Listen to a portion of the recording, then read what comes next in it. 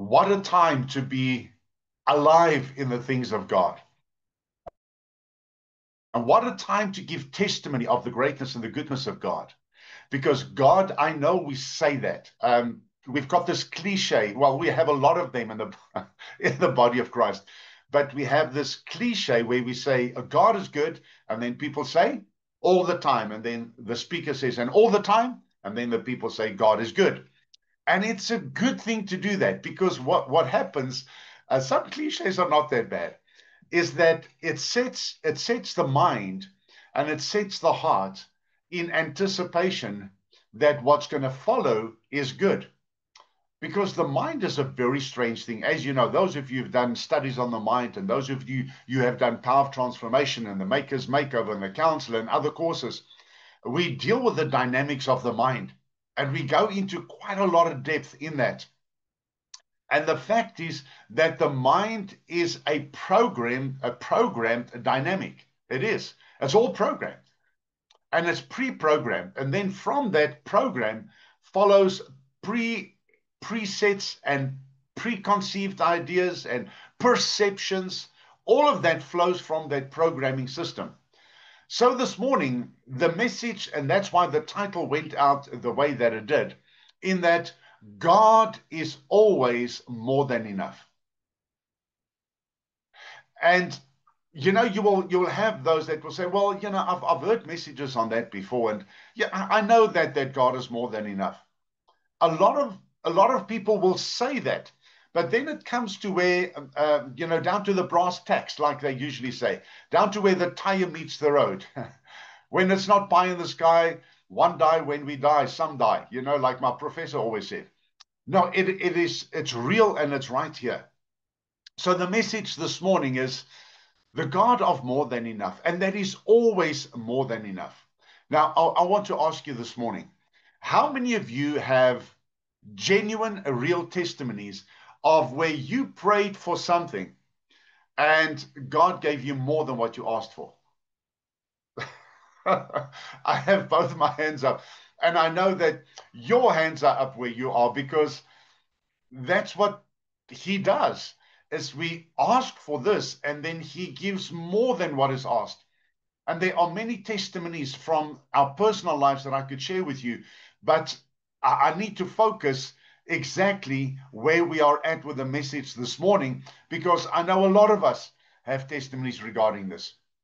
So I want to say that what is the opposite of this? The opposite in the world, and unfortunately, sometimes in the church, is when people say, what's in it for me? What's in it for me? And when it comes, and this is just real, and we understand that, and that's businesses, in business, in contracts, in agreements, in startups of new things. The person is going to say, well, I'm going to invest in this, but I need to know what's in it for me. What are my returns? What are the dividends? And that's normal. It is normal. But sometimes what we do as we bring that into Christianity, we bring that into the kingdom. And we look at this and we say, all right, Lord, yeah, I'll do that, but what's in it for me? Now, that is the wrong thing to say to God. You, you can't do that.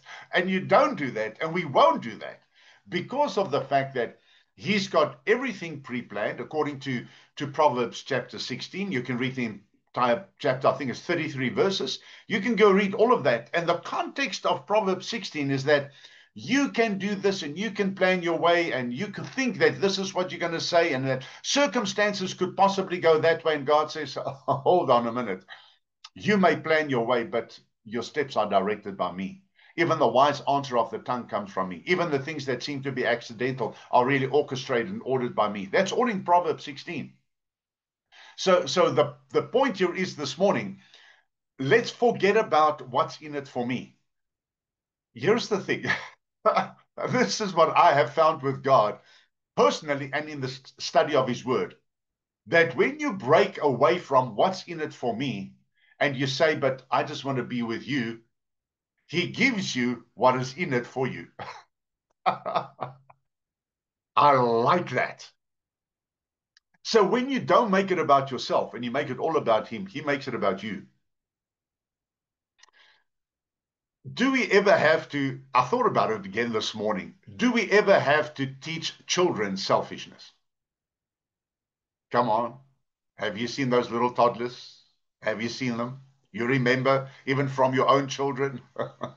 Those of you who do not have children yet, maybe you are newly married and children, it's on the cards. There are going to be some kids. Let this pastor this morning inform you and pre warn you about what's coming. No matter what kind of a Christian, wonderful, glow in the dark parent you are, no matter how many books you read, no matter how many Bible passages you know about children, I can tell you right now, those children, those little ones, when they play with their cousins and with friends, and the friend or the cousin take their favorite toy, exactly, and I know you're smiling there. What happens? Oh, I tell you, that child manifests the anger, and there's a tremendous temper tantrum. Why? It's mine. My mom bought it for me. It's my toy. And that child will grab it out of the hand of the cousin, no matter how he loves or she loves that cousin, will grab it out of their hand and say, that's my toy. Did you teach your children that? No, no, no, no, no. So, so we are raised in a system of it's mine, don't touch it. You see, unfortunately, we have it in the world, big time in the world. You see in the world? Have you seen in politics how selfish they are? They say we do it for the country, but we know those are bald-faced lies. It's for them. That's what selfishness does. You see, it's about me, myself, and I, the trinity of the flesh. So, we have the health products, and the labels on the bottles, my wife did the most beautiful labels on these bottles. And I sat with it the one day when we did the new labels, and I said to her, you know what? Let's put it on the label because all these products that says the benefits of this product and so forth, which you put on there. And I said to her, let's put on that label, what's in it for me? Question mark, underline, and then all the benefits of the product for your personal health, for your biopsychological health, because it's for the brain, it's for the mind, and it's for the body. And it's working because that's what people want to know. In the body of Christ now, we say, Lord, we come to you and we honor you and we worship you. So I know there are many testimonies of many of you of God doing more than what you even asked for. I mentioned it in a broadcast with a group about a week ago. If I mentioned it last Sunday night, those of you who were in that service or you listened to it, you won't mind hearing this again. When we talk about when we talk about selfishness, and we talk about faith, and we talk about the promises of God, and we talk about the person of God, I want to bring this in for you as well. And it's a good example to adhere to, because so many times we think that God operates differently to us. And I want to bring this into the natural. Let's say, for instance, our children come from Cape Town to come and visit. And man, we are so happy to see them. Haven't seen them in a while, and they come in. We put the suitcases down, and some nice delicacies have been prepared for them. And the kettle, of course, the kettle is on. With my son being a barista as well, the coffee's got to be good. We've learned that the coffee's got to be good. So we'll brew a special brew of coffee, and we'll sit down and how was your trip and this and the other, all the normal conversation that we all have with people when they visit. And we have the coffee and the snacks. And let's say during the time of the snacks and the coffee, the children say, well, Dad, it's so nice to be here, but tell us, where are those things that you promised us? Where are those things that you promised us? We're still busy sipping our coffee and eating a snack, and they're already asking, where are the things that I said I'll give them? I just want to ask you as a parent, how will your heart feel when they do that? You're going to go, hold on a minute. You may not say it, but on the inside, you'll go, wait a minute, but you came to see us, and now you're asking for things? Can you see where I'm going with this? How many times do we not do that with God? We just come into we just sit down with him, and we already say, Lord, concerning your promises, remember you promised. Dink 'n bietjie mooi hieroor na vanoggend. Instead of, it's just so good to be with you. I couldn't wait. It was such a busy day. I couldn't wait just to come and sit with you and be in your presence. Oh, Lord, I tell you, I missed you. I'm talking now like the way we talk to our parents, or should. It's so good to be with you. For the next bit, I'm going to, no phones, no distractions, no people around, no animals. I just want to be with you. I'm going to sit with you. You see, when you are in that place, when you are with the God who is more than enough, we understand then these things, that his promises, like we said last Sunday night, helps you to overcome your problems. But his person helps you to overcome you and selfishness. You cannot spend time in the presence of God and walk out selfish. I cannot believe it, and I cannot see it. It's not possible, because he's the giving God. And what does love do? Work with me this morning. What does love do? Love gives. It's more blessed to give than to receive.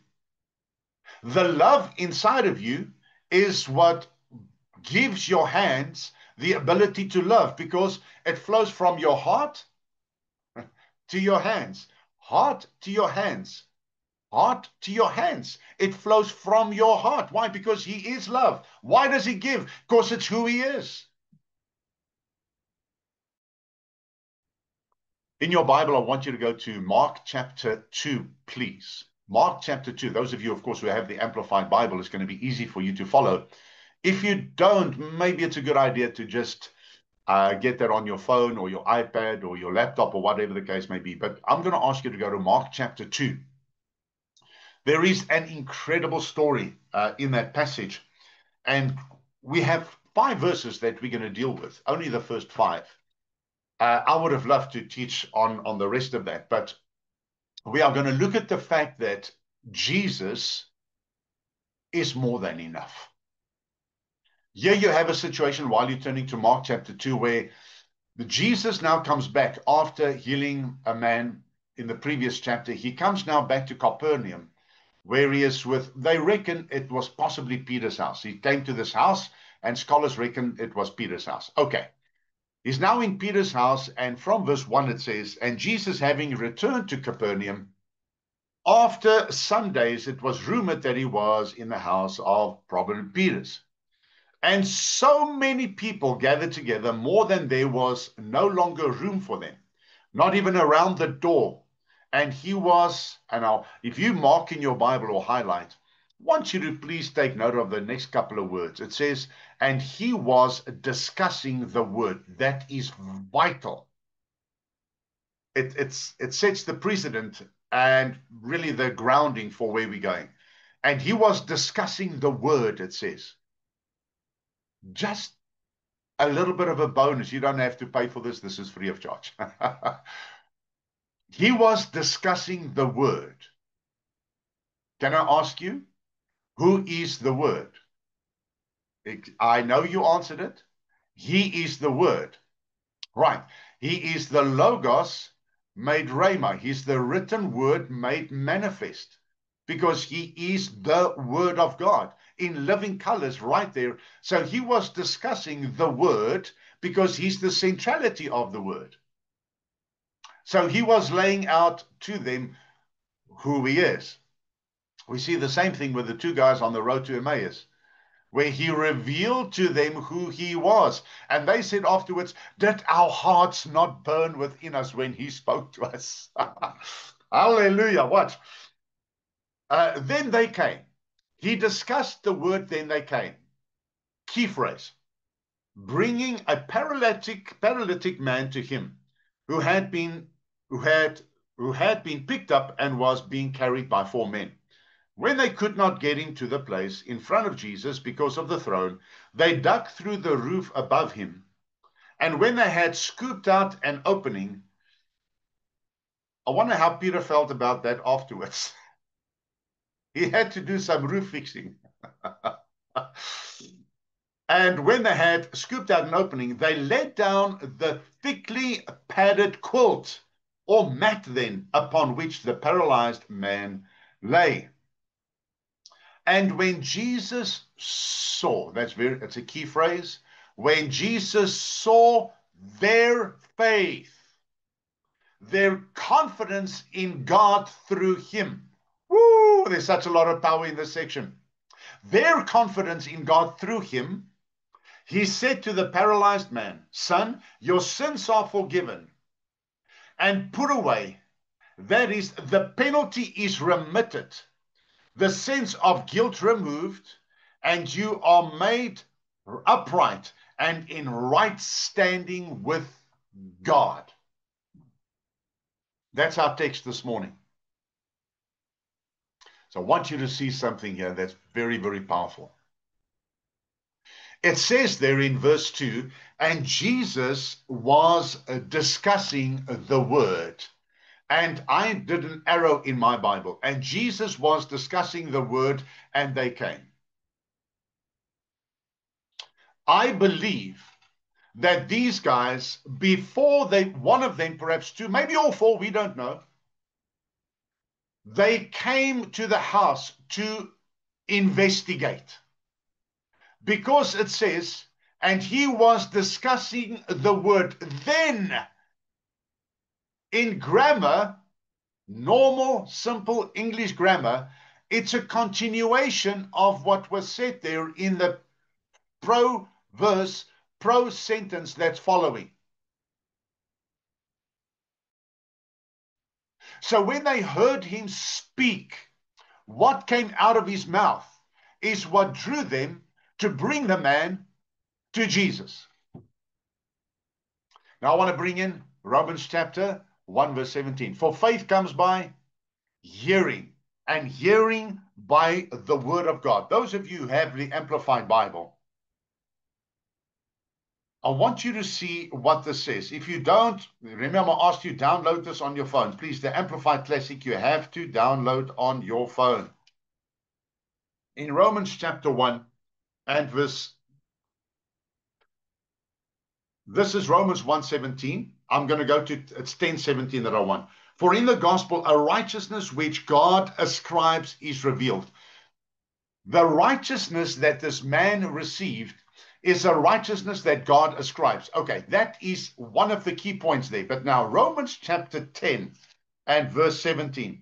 So then faith comes by hearing what is told, and what is heard comes by the preaching of the message that came from the lips of Christ, the Messiah himself. So what happened here?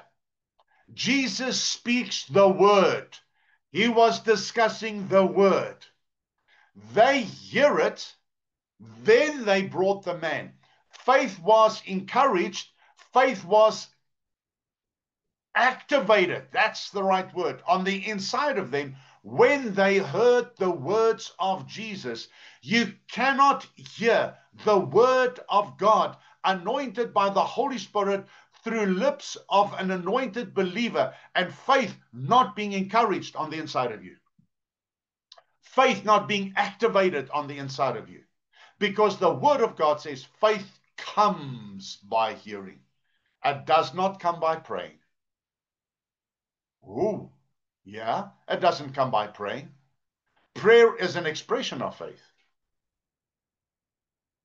You getting this? Prayer is an expression of faith of what's already done, which is a revelation to you of who he is, and you operate from that. That's your platform. But right here, the word is spoken, they hear it, and faith is activated in these four boys. We don't know how old this man was, but I am surmising just from logical conclusion that I don't think he was an elderly gentleman. Now, I know the older guys can also be strong, but it takes a lot of strength to lower someone on a mattress, on a mat, from the top of that building right down in front of Jesus. That was not an easy feat. But their motivation gave them the strength. Can I say that again? Their motivation gave them the strength because they had faith by the spoken word of Jesus to bring relief to someone they loved. You say to me, how do you know they loved him? They wouldn't have done it otherwise. I want to drop something here. It says they brought the paralytic man who had been picked up and was being carried by four men. I know the names of these guys. You say, mate, come. You say, come on, come on. And the Bible doesn't give their names. Love, grace, hope, and mercy. You say, come on, that's not their names. That's what motivated them. You say, but you said faith. Faith was the overcoupling of that. Because it says in Galatians, I believe it's chapter 4, verse 6, it says, for faith is activated through love. So let me say that again. These four men were activated, energized through love, grace, hope, and mercy. They loved him. That's why they brought him. They knew that God's grace would be sufficient because they heard the words of Jesus. What did they hear from his words? Grace. How can I prove that? Hebrews chapter 4, verse 16. It says, for the throne of God is a throne of grace to find help in your time of need. So grace was present. How about hope? Oh, hope was alive on the inside of them. What about mercy? Because they saw him possibly every day in that condition. And the mercy of God rose up on the inside of them. And they brought their friend, knowing that love, grace, hope, and mercy would be present in that room. Why? Because it came from the very lips of Jesus. Jesus cannot discuss the word and not reveal himself. I'm going to prove it. Now watch what happens here. In the sentence, in verse 3, in these four men carrying him, we need to know that they understood at that point that God was going to be more than enough. Jesus was going to be more enough in the situation. They knew that something was going to happen because faith was present for the miracle. And we know that God gives more than what is required. With these four guys that came, it does not say that it's this man's faith that healed him. It was the faith of his friends. Now, I know you've heard this before, probably in some of the WhatsApp messages that go out, or TikTok, or whatever, those messages that says, make sure you've got the right friends around you. And I agree with that. Because the Bible does speak about the wrong friends that will corrupt good manners. It's in the book of Proverbs. So it's good to have faithful friends who are full of faith. Hallelujah. I always said, I love to have friends around me who have empires in their brains. What do I mean by that? Friends who think big. Friends who are positive. friends who are operating by the faith of Christ, friends who stand up and say, come on, let's get up, let's do this. Friends who put their shoulder next to yours and say, this is not impossible. With God, all things are possible. Those are the friends you need.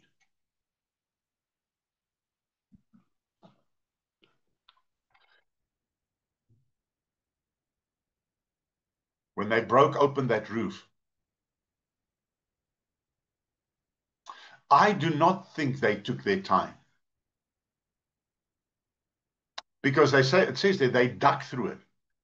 So I don't think they took off whatever that roof was constructed of, that they took it off very nicely and put it one side. They had a desperation to get to Jesus, and the roof was an obstacle that had to get out of the way. How many friends will take obstacles out of the way to bring you to Jesus?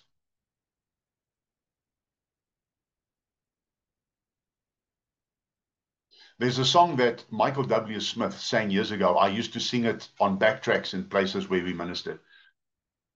It's called Friends. There's a line in that song, part of the lyrics, that says, and friends are friends forever, if the Lord is the Lord of them. And a friend will not say never, because the welcome will not end. Powerful words. So here it is. God will even give you the right friends.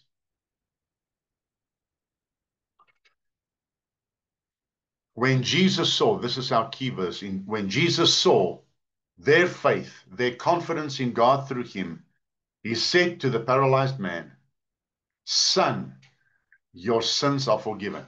Now, not theologians, people have had an issue with that, possibly even theologians, in the sense of, but why did Jesus address the man's sins first before the healing? Why did he do that? Do you remember the 10 lepers that came to Jesus for their healing? You remember the 10 guys that came? And Jesus healed them. And they walked away to go and get the clearance from the priest in order to be allowed back into society. You know the story. I believe it's in the Gospel of Luke. But what happened was one man turned around and he came back just to say thank you. Now get this. 9 walked off. They were healed. They received their miracle. But this guy that came back, the Bible says he was made whole, because Jesus asked, where are the others? Jesus was expecting them to say, wow, Lord, thank you. But they didn't. They still were blessed. That's the nature of our God. That's why it says he brings his rain down upon the just and the unjust. He is good to the unjust, but they don't know it. He loves his enemies because he tells us to do it and he does it himself. He cannot tell you to do something that he doesn't do himself. And then the Bible says that one man, he was not a Jew. He was a Samaritan. And the Bible says he was made whole. He got the full package. Jesus does something here that's absolutely extraordinary. Jesus, first of all, calls him what? Son. Now, I like that. that strikes gold in my spirit. Isn't it amazing how Jesus, in his earthly ministry, gives people their dignity before the deliverance? The woman who was thrown before his feet by the Pharisees, who caught her in the act of sin and adultery, Jesus looked at her and said, woman, not adulteress, woman, where are your accusers? Here he says, son. What does Jesus give him first? Dignity, worth, value. Come on. That's our Savior. Then he says to him, your sins are forgiven you.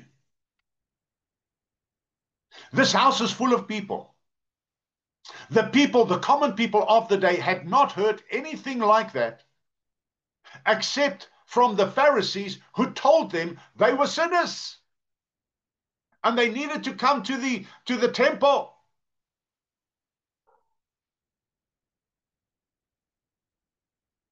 But Jesus gives him his dignity, and then he says, your sins are forgiven. Why did Jesus do that? Because of the fact that the sickness of his soul was worse than the sickness in his limbs. So Jesus addresses that because it's the bigger issue. It's the more vibrant issue. Your sins are forgiven you. And then he carries on, he says, and it's put away. When God takes something and he's putting it away, don't you ever go looking for it again. It amazes me how so many Christians live in the past under the shame, the guilt, the condemnation, and what they believe is the judgment of God on them and fear of his judgment to them. Where he's forgiven it, and it says when he forgives you, he removes your sins as far as the east is from the west. He drowns it in the sea of his forgetfulness, and he puts a no fishing sign. When it's gone, it's gone. It says he puts it away. That was number one. That is, the penalty is remitted. What is he saying? Guys, this is quite deep. What is he saying there? Not only are your sins forgiven, but the penalty that's connected to the sins is remitted. That's why I've made a statement many times, and it's all based on Scripture. Not only is Jesus a greater Savior than you can ever be a sinner, but not only also did he take away your sins, but every judgment associated with every sin. Because for every sin in the Old Testament, there was a judgment associated with it. Aren't you just in a place of rejoicing this morning to know that not only has your sins been forgiven, but Jesus removed every judgment that was connected to that sin? Hallelujah. I believe it is Colossians. It's either chapter 2, verse 15, 16, 17, or chapter 3, 15, 16, 17. It's in that portion where he says he took the handwriting of ordinances that were against you. All your stuff, faults, failures, mess ups, sins. It says he took that list. You go read it there. And he nailed it to his own cross. That always blows my mind. It really does. That whole list, he nailed it to his own cross. And when his blood flowed over that list, it cleansed it. There's no more record. It's gone. That's what he's saying here to this man. This guy is getting like a package deal here, like Colossians 2:14. Thanks, Renee. This is a package deal of note. This is like a buffet of blessing. That's a new one. Buffet of blessing. I must remember it. He says the penalty is remitted. The sense of guilt is removed. Right there. That's what plays on the minds of so many believers, is that sense of guilt. And it's amazing how many people will remind you of that, to take you back to the place where you need to feel guilty about what was done, where Jesus forgave you. There's no sense of guilt. Guilt, I've got an acrostic for it. Going under in little trips, guilt. Then people go under in little trips of guilt, condemnation that they feel over them. But Jesus here says, I've removed it. How many of you this morning, there where you are seated listening to this, still have a sense of guilt about stuff that you did in the past? And I'm going to tell you something now. It's going to sound a bit harsh, but you've opened your mind to the lies of Satan. That's directly from him. And he will use people to bring that back to you. Those are the kind of friends you don't need. What God has obliterated, what God has canceled, how dare people bring that back? Don't you also ever do it. The Bible says where sin abounds, grace abounds much more. Watch, that was number 3. This the first one, the sins are forgiven, the penalties remitted, the sense of guilt is removed. Number 4, and you are made upright. Do you know that's how God starts with you when you become born again? He makes you upright.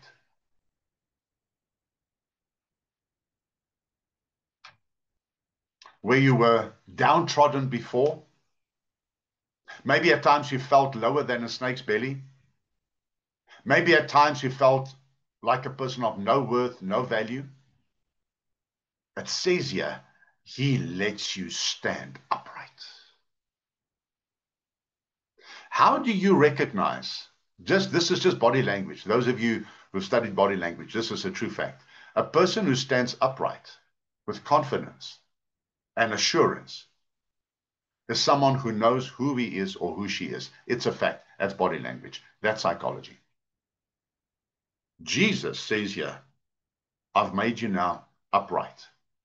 That's not just from the mat to standing erect, upright before God. No, no, no, no. It's a lot more than that. What came into him? Confidence, assurance, purpose. And then the last one that Jesus mentions here, he says, this is the, I know we say the cherry on top, but for me, that's too small.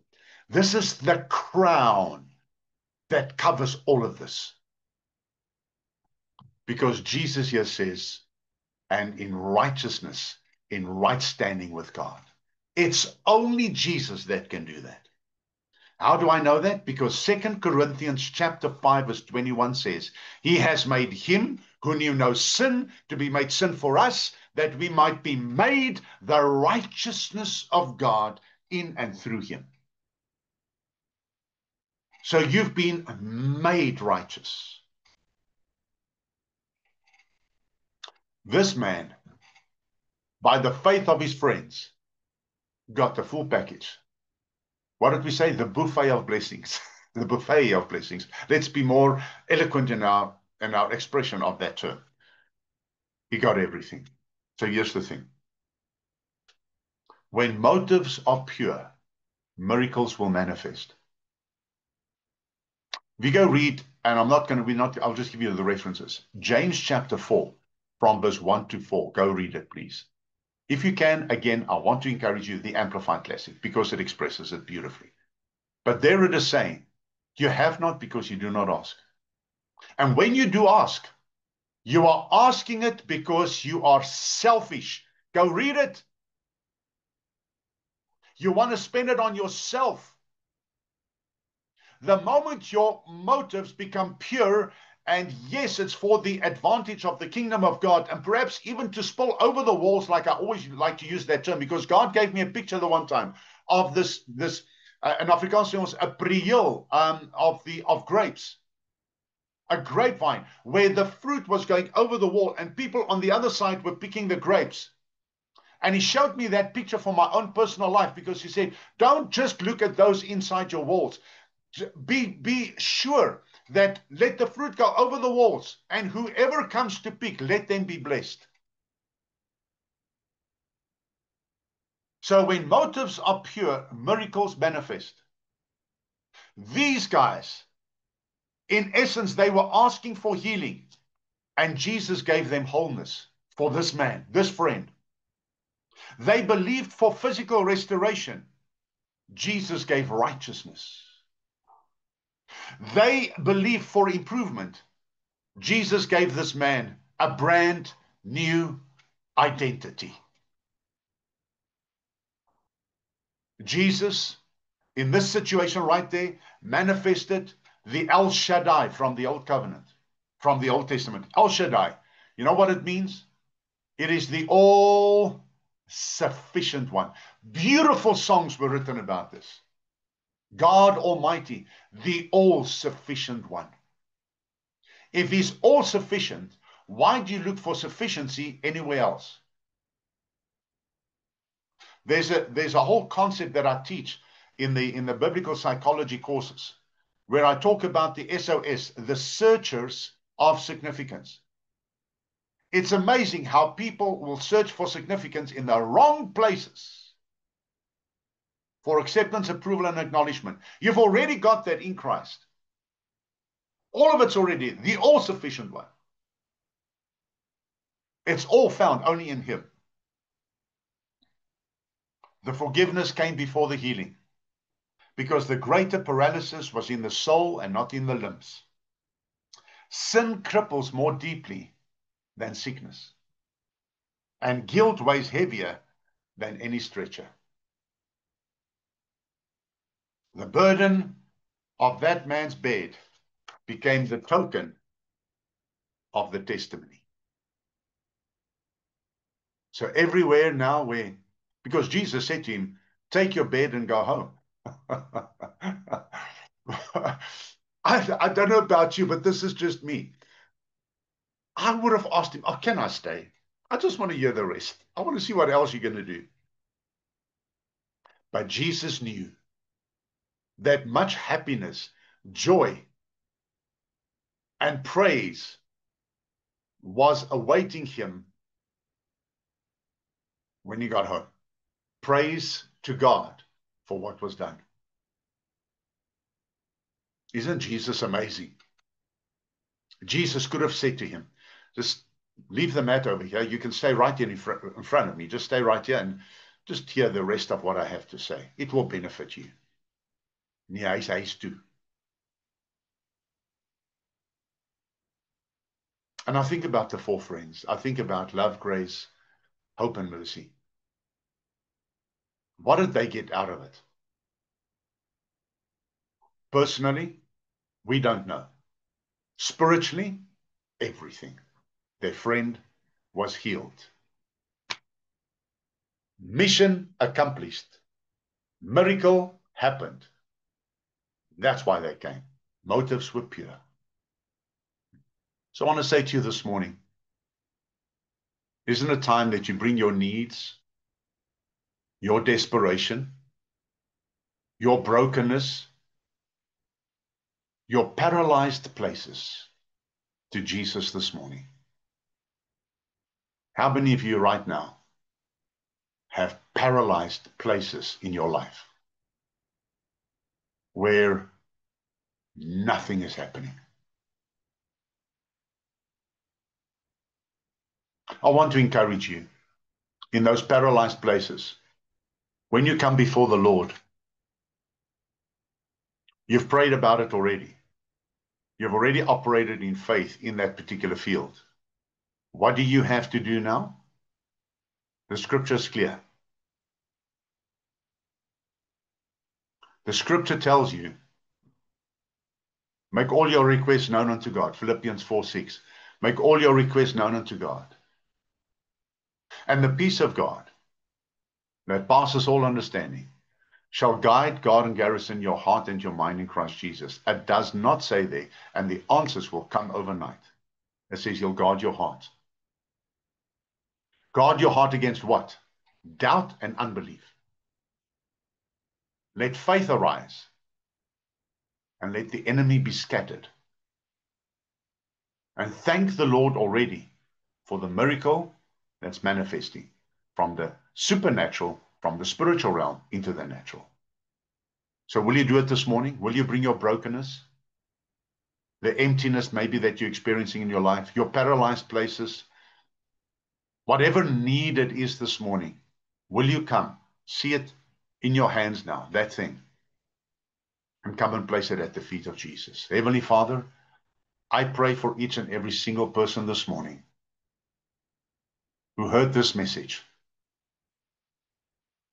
And I pray right now as they bring their brokenness, their emptiness, doubt, unbelief, paralyzed places, emotional roller coaster issues, that they bring it right now and place it before you. Father, I thank you right now that all of that is brought, it's from their hearts, Father. They're sincere as they bring it this morning. I thank you for the answers that have already started manifesting from the supernatural, the spiritual realm, from your throne, breaking through into this natural dimension, Father, for the relief of what they're experiencing. In Jesus' mighty name, that name that is above every other name. And Father, I thank you that you've given dignity, worth, and value and purpose to all of us and a brand new identity in Christ. In Jesus' name. And we all said, Amen. Thank you, Father, for your goodness, your greatness, your kindness, and your mercy. And thank you for the prayers also for us. We appreciate that. God bless you. God make his face to shine upon you and be gracious unto you. The Lord lift up his countenance upon you and over you and give you peace. We love you. You are valuable and precious. You have an awesome day, and we'll see you tonight. That's it. Before I log off, just want to quickly say we are from the Tea Garden. Those of you who have come to the services there, maybe you visited from time to time. Herman, our precious friend who ran and managed the Tea Garden, passed away on Thursday afternoon. And this Thursday morning at 10 o'clock, I will be conducting the memorial service from Mary Poppins Tea Garden. Those of you who can make it, we will really appreciate it. Come and meet with us. Come and be with us as we celebrate the life of someone who had a heart as big as that place itself. That will be Thursday morning at 10 o'clock. God bless you. We love you. Have an awesome day. We'll see you tonight at 7.